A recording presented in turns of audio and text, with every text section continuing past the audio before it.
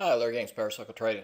In this video, I want to show you a trade adjustment for a bear call credit spread. So this trade setup was originally established here on Monday the 17th. So we had what we call a cycle reversal momentum signal, where we have a reversal signal, okay, based on a certain indicator that we use. Down here, we had a reversal to the downside, but what I look for is to have that reversal also to have momentum to give it the potential to move lower. So we had momentum cycle 1 and 2, our momentum indicators were negative, so this gave us a momentum signal for potential reversal. So what we were looking at is for the price of the S&P 500 SPX to either churn sideways or go lower.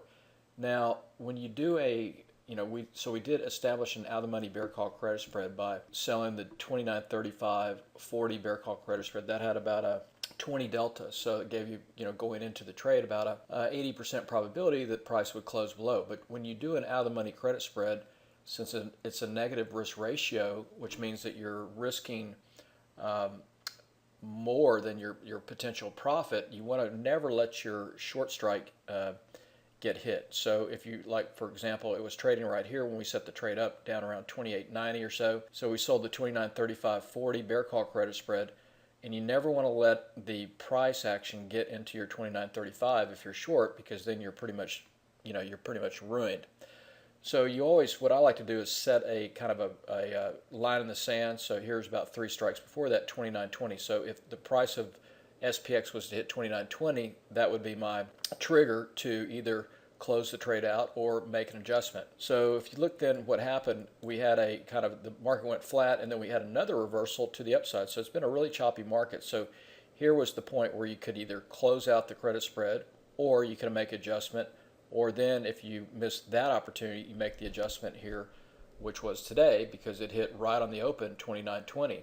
So here's what the adjustment was. So the original credit spread was done on the 17th, so it was the October 3 series selling at 29.35, buying the 40 bear call credit spread $1.05. So you can see that you have a potential risk of 395 and your maximum profit's 105. So the reason this is done is because this was selling at a 20 delta, again giving you an 80% probability of this being a winning trade going in. So it's all about probability.